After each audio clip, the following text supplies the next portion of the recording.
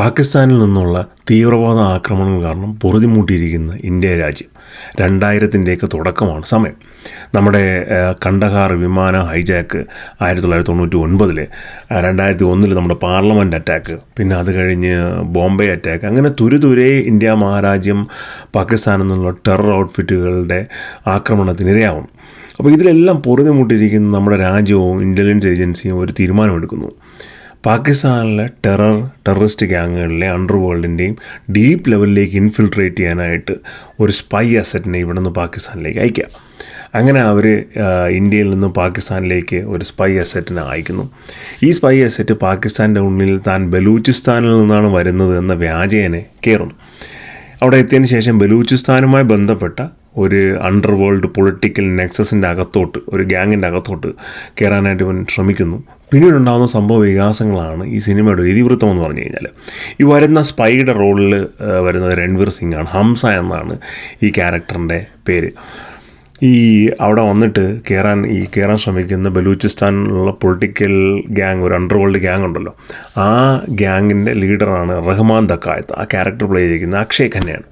പിന്നെ അവിടെ ഉള്ള പോലീസ് ഓഫീസറായിട്ട് അസ്ലാം ചൗധരി, വേറെ ഒരു ആർമി ഓഫീസറായിട്ട് അർജുൻ രാംപാൽ, അസ്ലാം ചൗധരിയുടെ റോൾ പ്ലേ ചെയ്തിരിക്കുന്നത് സഞ്ജയ് ദത്താണ്, അർജുൻ രാംപാൽ, അങ്ങനെ ഒരുപാട് കോ ആക്ടേഴ്സ് ഉണ്ട്.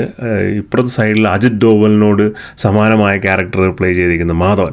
അങ്ങനെ ഒരു വലിയ കാസ്റ്റിൻ്റെ അകമ്പടിയോടുകൂടിയാണ് ഈ സിനിമ വന്നിരിക്കുന്നത്. സിനിമ ഡയറക്റ്റ് ചെയ്തിരിക്കുന്നത് ആദിത്യ ധറാണ്. ഉറി എന്ന് പറയുന്ന സൂപ്പർ ഹിറ്റ് സിനിമയുടെ ഡയറക്ടറാണ് അദ്ദേഹം. ഉറിക്ക് ശേഷം അദ്ദേഹം ഡയറക്റ്റ് ചെയ്യുന്ന സിനിമയാണ് ദുരന്തർ. ഇതിനിടയ്ക്ക് വെച്ചിട്ട് ആർട്ടിക്കിൾ 370, ബാരാമുള്ള പോലുള്ള സിനിമകളൊക്കെ റൈറ്റ് ചെയ്തിരുന്നു.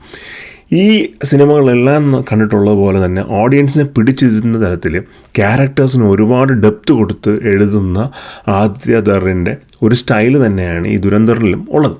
പടത്തിന് ഏതാണ്ട് 3.5 മണിക്കൂർ നീളമുണ്ട്. ഇന്ത്യൻ സിനിമയിൽ തന്നെ ഏറ്റവും കൂടുതൽ നീളമുള്ള ഒരു സിനിമകളിലൊന്നാണ് ഈ ദുരന്തർ. എന്നാൽ ഈ 3.5 മണിക്കൂർ നമുക്കങ്ങനെ ഭയങ്കര ലെതാർജിക്കായിട്ടൊന്നും ഫീൽ ചെയ്യില്ല. ഇത് തീരുന്നില്ലല്ലോ എന്ന് നമുക്ക് തോന്നില്ല. കാരണം വളരെ ടൈറ്റായിട്ടാണ്, ചാപ്റ്റർ ബൈ ചാപ്റ്ററാണ് കഥ പറയുന്നത്. വളരെ ഇൻട്രസ്റ്റിംഗ് ആയിട്ട് ആ കഥ പറഞ്ഞിട്ടുണ്ട്. അപ്പോൾ അതുകൊണ്ട് തന്നെ നമുക്ക് ഒരുപാട് മടുപ്പ് തോന്നുന്നില്ല.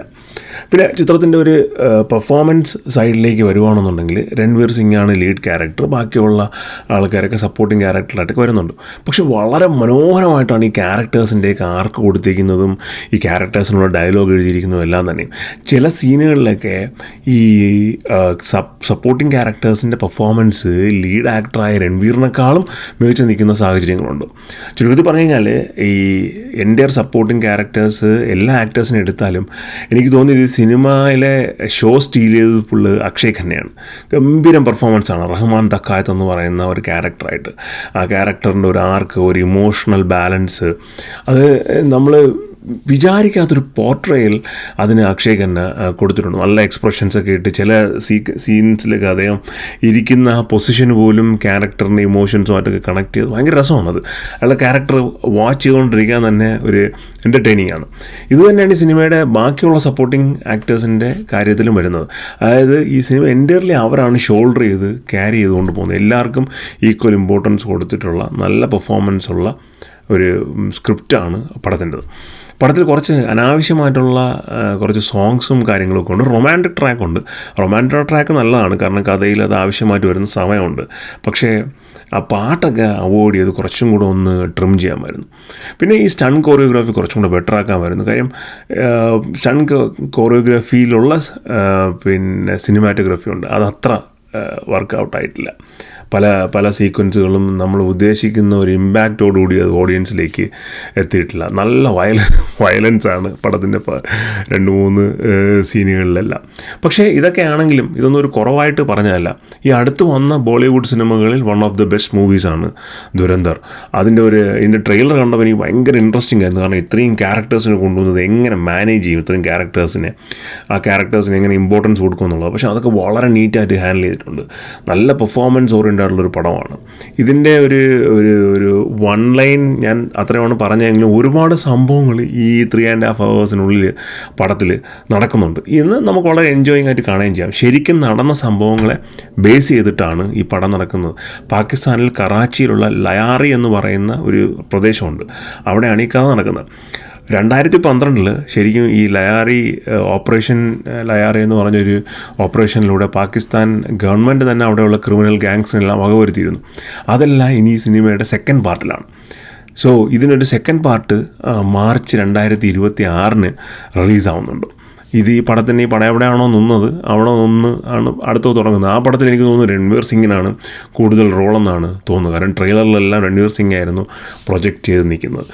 സോ ഈ പടത്തിൻ്റെ ഓവറോൾ നമുക്ക് 200 രൂപ കൊടുത്ത് ടിക്കറ്റ് എടുത്ത് കയറി കഴിഞ്ഞാൽ കംപ്ലീറ്റ്ലി പൈസ വസൂലായിട്ടുള്ള ഒരു പടമാണ്. നല്ല പാട്ടുകൾ ഈ ടൈമിങ്ങും പിന്നെ പ്ലേസ്മെൻറ്റും ഒക്കെ ഓഫാണെങ്കിൽ കൂടിയും കേൾക്കാൻ നല്ല ക്വാളിറ്റിയുള്ള നല്ല പാട്ടുകളാണ്. അപ്പോൾ ആ ഒരു എലമെൻറ്റ്സൊക്കെ ഉണ്ട്.